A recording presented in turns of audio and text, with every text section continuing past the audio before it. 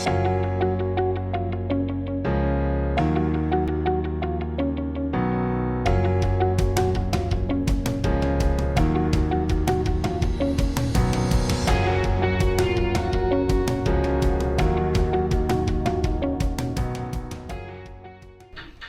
researched the Upper Colorado River Basin and used quantiles to investigate the water energy balance. So a little background information about the Colorado River Basin.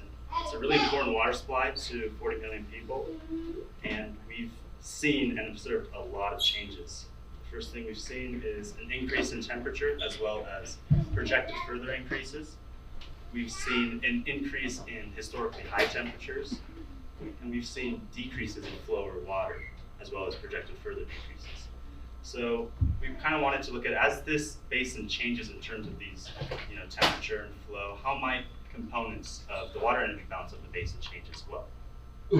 So some definitions of hydrologic vocabulary to get out of the way.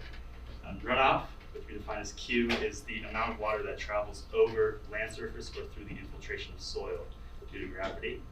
Precipitation, P, which is all the water that falls from the atmosphere. Evapotranspiration is all the water that either evaporates or is transpired by plants, and it's directly relational to runoff. So what doesn't run off is evapotranspiration. Potential evapotranspiration is all the evapotranspiration that would occur if sufficient water were available. And then snow water equivalent, which is the amount of liquid water in snowpack. So with our research, what we did was we focused on this upper basin, because the upper basin produces over 90% of the water in the entire basin. And we divided the Upper Colorado River Basin, the UCRB, into 20 equal area regions, which we call quantiles. And we divided them based on runoff production, which is that Q. And so when we divided it like that, spatially it looks something like this, where you have your light areas which produce a lot of water, a lot of runoff, and your dark areas that produce less water. And why we did it this way is it allows us to kind of analyze these different regions of the Upper Colorado individually and see how their water energy balances kind of behave on their own. And so it really allows us to kind of check out how these different regions behave. So when we started analyzing this data, we wanted to compare wet and dry periods of the UCRB to determine if there were shifts in this water energy balance. And one way that we did that was runoff efficiency, which is the ratio of runoff, which is Q, to precipitation. And so we kind of see that in the drier regions of the basin, the lower quantiles, the efficiency doesn't really change between these wet years and the dry years, the blue graph and the brown graph. But for example, in this upper quantile, in these wetter regions, you see that the wet years produce much more runoff than in the dry years in terms of efficiency. So you're getting less bang for your buck when you're in a dry year. And we also compared the period of 2000 to 2013, and we found that these dry years mimic, or the period of 2000 to 2013 mimics a dry period more than a wet period.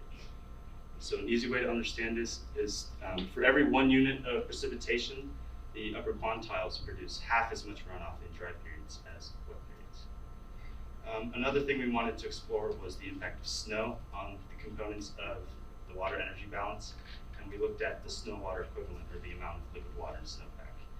And so we used the same wet and dry period method, and we found that this SWE, the snow water equivalent, is relational to the evaporative fraction, or the amount of evapotranspiration that occurs with ratio to precipitation.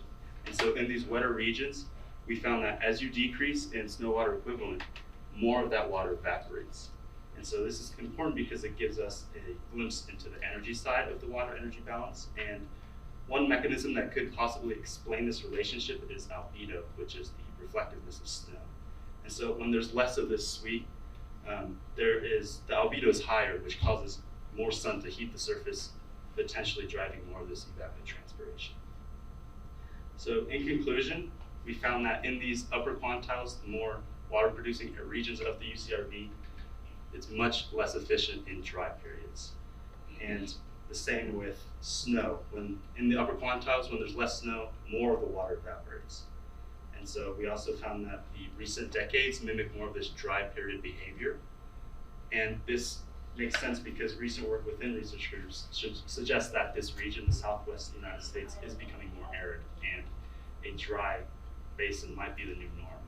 So kind of creating policy that is, has better water management so that the basin has, more of a survival in the region is really important.